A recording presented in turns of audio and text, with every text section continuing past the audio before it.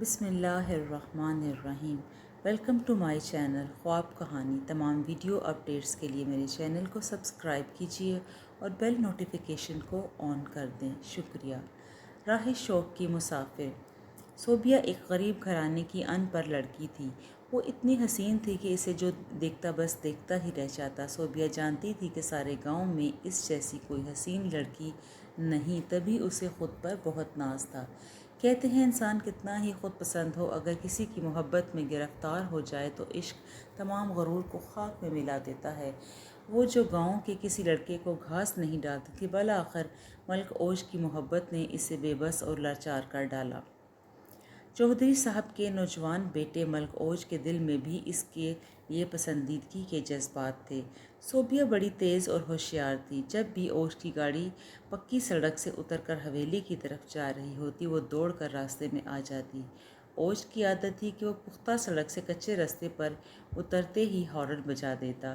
اس آواز کو سن کر صوبیہ کے کان کھڑے ہو جاتے اور وہ کھیتوں میں جہاں ہوتی وہاں سے نکل آتی۔ دراصل وہ اوج کو پسند کرنے لگی تھی، لیکن دونوں میں چونکہ بہت طبقاتی تضاد تھا، لہٰذا اس سے بات کرنے کی جرأت نہ کر سکتی تھی۔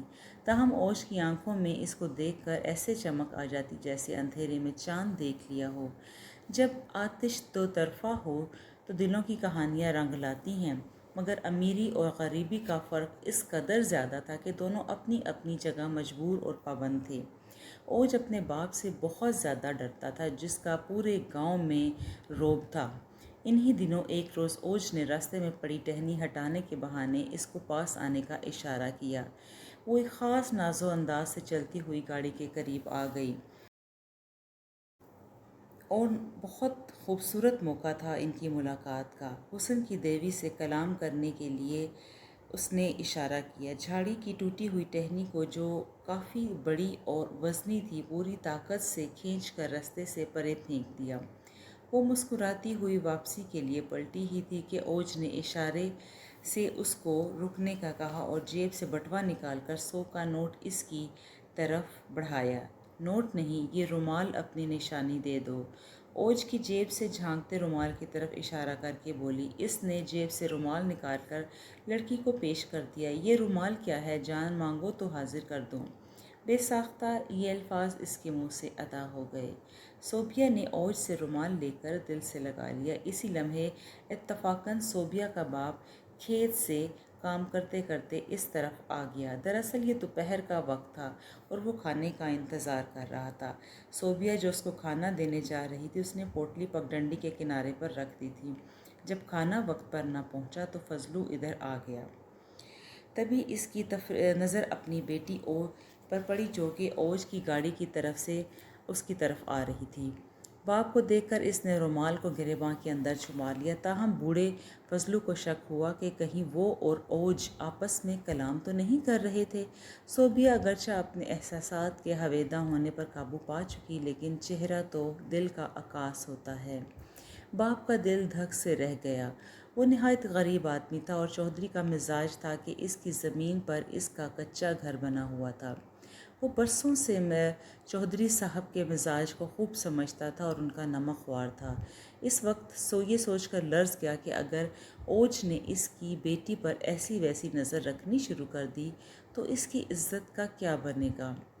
لڑکی جوان ہے، اس کا منگیتر موجود ہے، وہ شادی کا کئی بار تقاضا کر چکے ہیں، پھر دیر کس بات کی ہے؟ ہمیں بھی چاہیے کہ ہم جلد اس کی شادی کر دیں۔ فضلو نے اپنی بیوی سے بات کی۔ تم تو کہتے تھے کہ پہلے فصل کٹ جائے تو پیسے زیادہ ہو جائیں گے تو پھر شادی کریں گے۔ صوبیہ تو ابھی صرف 16 سال کی ہے۔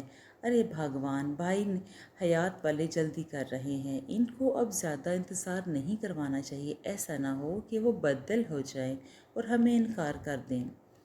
بیوی سے ذکر کرنا تو ایک رسمی بات تھی۔ فضلو نے آنن فانن صوبیہ کی شادی کی تاریخ رکھ دی۔ ادھر حسن عشق کی حقائق شروع ہی ہوئی تھی کہ جدائی کی گھڑیاں آ گئیں۔ صوبیہ باپ کے فیصلے پر بہت پریشان ہوئی اور راتوں کو اٹھ کر اوج کے رومال کو آنکھوں سے لگا کر رویا کرتی۔ ہفتے کے اندر اندر ہی صوبیہ کی شادی اپنے تایا زاد فدا حسین سے ہو گئی۔ فدا کی دلہن بنتے ہی اس کے سارے تصوراتی محل چکنا چور ہو گئے۔ وہ فدا کے ساتھ زندگی گزارنے پر مجبور تھی، لیکن اس کے خوابوں اور خیالوں میں تو ابھی تک وہی شہزادہ تھا جو ملک اوج کے نام سے کہلایا جاتا تھا، اور اس کا ذکر اکثر گاؤں کی دیہاتی غریب لڑکیاں نہر سے پانی بھرتے وقت کیا کرتی تھیں۔ ایک رات اس کی اپنے شوہر سے لڑائی ہو گئی۔ صوبیہ کی نفاست پسند طبیعت فدا کے مٹی سے اٹے اور پسینے میں ڈوبے ہوئے کپڑوں کی بو برداشت نہ کر سکتی تھی۔ ہر روز رات کو وہ خوابوں کی شکست پر رویا کرتی، اور اس کا شوہر اس کی جذباتی اذیت سے بے نیاز گہری نیند کے مزے لے رہا ہوتا۔ ایک رات جانے کیا اس کے جی میں آئی، اس نے سر پر پگڑی رکھی اور شوہر کی لنگی اپنے لباس میں لپیٹ کر رات کی تاریکی میں گھر سے نکل کھڑی ہوئی۔ اسے معلوم تھا کہ ملک اوج اس کے سسرالی گاؤں سے 8 میل دور ڈیرے پر سوتا ہے۔ جب دل میں لگن کا چراغ جلتا ہو تو محبوب کی نگری آنکھوں کے سامنے نظر آتی ہے، خواہ وہ کتنی ہی دور کیوں نہ ہو۔ اس نے تھل کا ریگستان اور ریتلا سنسان علاقہ بھی پار کر لیا اور محبوب کے ڈیرے پر آ پہنچی۔ وہ ڈیرے کے اندر صحن پر چارپائی ڈالے سو رہا تھا۔ گرمیوں کا موسم تھا اور ڈیرے پر بجلی نہیں تھی۔ ذرا دیر تک وہ اوج کے چہرے کو تکتی رہی جو چاندنی میں اور بھی حسین ہو گیا تھا۔ پھر اس نے سوچا، میں بھی اس سے کم حسین نہیں۔ اس کو اپنے حسن پر بڑا اعتبار تھا، لیکن اس وقت بات اعتبار کی نہیں، دیوانگی کے اس جذبے کی تھی جو اسے اس حد تک لے آیا تھا۔ سوئے ہوئے اوج کا اس نے بازو ہلایا تو وہ ہڑبڑا کر اٹھ بیٹھا۔ اس کے سامنے چاندنی میں نہائی صوبیہ کھڑی تھی۔ وہ سمجھا کہ خواب دیکھ رہا ہے، پھر ہوش آ گیا۔ کیا ہوا ہے صوبیہ؟ اس وقت تم یہاں کیا کر رہی ہو؟ اس نے اسے بتایا کہ میری فدا سے لڑائی ہوئی ہے۔ میں نے اسے برا بھلا کہا تو وہ میری جان سے کہ بدربے ہو گیا۔ سر پر سرہانی کلہاڑا رکھا سویا ہوا ہے اور مجھے مارنے کو ہر وقت آتا ہے۔ وہ جان گیا کہ یہ جھوٹ بول رہی ہے، کچھ اور ہے بات۔ لیکن اب سوچنے والی بات یہ تھی کہ کیا کرنا ہے۔ اچھا تو آگے راستہ تھوڑا سا ہے، تم پیدل چلے جانا، میں تمہیں چھوڑ دیتا ہوں۔ میں مجبور ہوں۔ دہلیز سے قدم باہر نکال لیا ہے، ناممکن ہے، اب واپسی نہیں ہو سکتی۔ اس نے کچھ دیر سوچا، پھر گاڑی سٹارٹ کی۔ صد شکر کہ اس دن بڑے ذمہ دار گاؤں میں نہ تھے۔ اوج نے تبھی صوبیہ کو گاڑی میں بٹھا لیا اور قریبی بستی میں اپنے ایک دوست کے پاس چلا گیا۔ اس نے کہا، مراد خان، یہ عورت میری امانت ہے، اس کو چند دن اپنے گھر رکھ لو۔ جان کی امان مانگی ہے، اس کی جان کو خطرہ ہے۔ والد صاحب شہر میں ہیں اور میں یہاں نہیں ٹھہر سکتا۔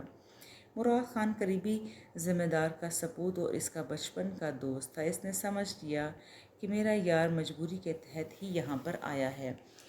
کہنے لگا، اوج تم بے فکر ہو جاؤ، تمہاری امانت کی پوری حفاظت ہوگی، جب مرضی آ جانا اور اپنی امانت کو لے جانا۔ مراد خان نے صوبیہ کو اپنی بیوی زلیخا کے پاس پہنچا دیا اور کہا کہ یہ میرے دوست کی امانت ہے، اس کا خیال رکھنا، اسے کوئی تکلیف نہ ہو۔ ذمہ دار گھرانوں میں اس طرح کی خواتین آ کر پناہ لیتی ہیں۔ یہ زلیخا کے لیے کوئی نئی بات نہ تھی، تاہم اس نے صوبیہ کی صورت دیکھی تو دنگ رہ گئی۔ اکثر بیویاں شکی مزاج ہوتی ہیں۔ مراد خان کی بیوی کو خیال آیا، کہیں مراد خان دوست کی آڑ میں خود کوئی کھیل تو نہیں کھیل رہا۔ یہ خیال آتے ہی روایتی جلن سے اس کا انگ انگ جلنے لگا۔ وہ شوہر کے سامنے مجبور تھی، زبان نہ کھول سکتی تھی۔ خدا جانے یہ کتنی مدت کے لیے آئی ہے۔ اس نے صوبیہ کو خوب اچھی طرح ٹٹولا۔ تب اس نے بتا دیا کہ وہ اوج کی محبت میں گھر سے نکل آئی ہے، کیونکہ اس کے شوہر کو شک ہو گیا تھا اور وہ اسے مارنے پر تلا ہوا تھا۔ یہ بھی گھر سے بھاگی عورتوں کی ایک عام سی کہانی ہے، اور ذمہ دار گھرانوں کی خواتین ان دیہاتی عورتوں کی ایسی کہانیوں اور ان کے جنون سے واقف ہیں۔ مراد خان تو اگلے روز کسی دوست کے پاس چلا گیا، لیکن اس دن زلیخا کا بھائی اقبال آ نکلا۔ اس نے جو صوبیہ کو دیکھا تو فریفتہ ہو گیا۔ بہن سے پوچھا، یہ کون ہے، یہاں کیوں ہے؟ مختصر زلیخا نے کہا کہ یہ مراد خان کے دوست کی عورت ہے اور ہمارے ہاں کچھ وقت کے لیے آئی ہے۔ تو بھائی نے کہا کہ تم اسے میرے حوالے کر دو، ملک اوج کو بھی اس سے دلچسپی نہ ہوگی، میں نے فیصلہ کر لیا ہے کہ میں اس سے شادی کروں گا۔ زلیخا نے کافی سمجھایا کہ شوہر کو کیا جواب دوں گی۔ وہ بولا بے وقوف مت بنو، ایک عام سی عورت ہے، یہ کسی کے پاس رہے کسی کو کیا فرق پڑتا ہے، تم شوہر سے یہ کہنا کہ وہ خود بھاگ گئی۔ یوں اس نے بہن کو مجبور کر دیا۔ زلیخا نے بھی سوچا ہے اچھا ہے حسین بلا سے جان چھڑا لوں، ایسا نہ ہو خود مراد خان اس کا دل اس پر آئے اور وہ اس سے شادی کر بیٹھے، کیونکہ اس کی اولاد نہ تھی اور وہ جانتی تھی کہ آگے بھی اولاد نہ ہوگی۔ اس نے بھائی کی بات مان لی۔ صوبیہ سے کہا کہ تمہیں لینے کو ملک اوج نے میرے پاس میرے بھائی کو بھیجا ہے، وہ فلاں جگہ تمہارا منتظر ہے، تم اس کے ہمراہ چلی جاؤ۔ صوبیہ نے گمان بھی نہ کیا کہ زلیخا اس کے ساتھ دھوکہ کر رہی ہے۔ اس نے اعتبار کیا کیونکہ اسے یقین تھا کہ اوج نے اس کو اعتبار والی جگہ پر ہی رکھا ہے۔ زلیخا کی ہدایت کے مطابق شام کو صوبیہ اقبال کے ساتھ روانہ ہو گئی۔ وہ اس کو گاڑی میں نہ جانے کس مقام پر لے آیا۔ اب وہ انتظار کرنے لگی کہ اوج آ جائے، لیکن اقبال نے اس کو باور کرا دیا کہ ملک نے تجھے دھوکہ دیا ہے، وہ نہیں آئے گا کیونکہ وہ اپنے باپ سے ڈرتا ہے، اسی نے مجھے تیرے حوالے کیا ہے تاکہ میں تمہیں تمہارے گھر پہنچا دوں۔ اب تم اپنے شوہر کے پاس چلنے پر تیار ہو جاؤ، یہ ہرگز نہیں ہو سکتا، بے شک تم میرے ٹکڑے کر کے مجھ کو دریا برد کر دو، لیکن میں واپس نہیں لوٹ سکتی، وہاں بھی اب موت ہی میرے انتظار میں ہے، تو پھر یہاں ہی مرنا ٹھیک ہے۔ نادان، تم ایسی حسین لڑکی کو موت کے حوالے کون کرے گا؟ اب ایک ہی حل ہے، اگر تم قبول کر لو تو مجھ سے نکاح کر لو، میں تم کو شہر میں رکھوں گا، تم میری بیوی ہوگی تو کوئی تمہاری طرف آنکھ اٹھا کر نہ دیکھ سکے گا، عمر بھر سکھ سے رہو گی۔ فی الحال مجھے تم سے نکاح خفیہ رکھنا ہوگا اور میں وقت آنے پر اس کو راز کو ظاہر کر دوں گا۔ کچھ دیر صوبیہ نے سوچا، آگے آگ ہے تو پیچھے سمندر۔ بالآخر اس نے فیصلہ کر لیا، اور اقبال خان آپ ٹھیک کہتے ہیں، اگر اوج میں اتنی ہمت ہوتی تو وہ مجھے اپنے دوست کے حوالے نہ کرتا، اور اب میں اس نتیجے پر پہنچ گئی ہوں کہ میں آپ سے نکاح کر لوں اور ایک باعزت زندگی گزاروں۔ مجھے تمہاری بیوی بننا قبول ہے۔ اقبال خان نے صوبیہ کو اپنے وکیل کے پاس ٹھہرا دیا، جس نے ان کا نکاح ختم کروانا تھا۔ 2 روز بعد جب مراد خان شہر لوٹا تو اس نے بیوی سے صوبیہ کے بارے میں استفسار کیا۔ آپ کے جانے کے بعد وہ صبح ہوتے ہی ہمارے گھر سے نکل گئی، اطلاع بھی نہ کی کہ میں اس کو روکتی، بھلا ایسی عورتیں کہاں رکتی ہیں؟ اس نے کہا، بدبخت، تو نے یہ کیا کیا؟ کیسی غفلت کی؟ اب میں اوج کو کیا جواب دوں گا؟ تم اس کو یہی بتانا کہ وہ عورت خود بھاگ گئی ہے۔ یہ ناممکن ہے، مراد خان نے کہا، تم جھوٹ بول رہی ہو، مجھے شک ہے کہ تم نے ہی اس کو گھر سے نکالا ہے۔ اب تم بھی جاؤ اپنے ماں باپ کے گھر اور اس وقت تک واپس نہیں آنا جب تک کہ تمہارے ساتھ صوبیہ نہ ہو۔ مراد خان نے اس کو میکے بھجوا دیا۔ اس نے 1 سال بھی انتظار نہ کیا اور دوسری شادی کر لی۔ زلیخا سے کہا کہ سوتن قبول ہے تو آ جاؤ، ورنہ عمر بھر اپنے باپ کے گھر بیٹھی رہو۔ زلیخا کو سوتن قبول نہ تھی، لہٰذا وہ اپنے میکے ہی رہی، یہاں تک کہ اس کو بڑھاپے نے آ لیا۔ وہ آج بھی پچھتاتی ہے کہ میں نے بھائی کی محبت میں غلط قدم کیوں اٹھایا، کہ اپنا گھر برباد کر لیا۔ افسوس!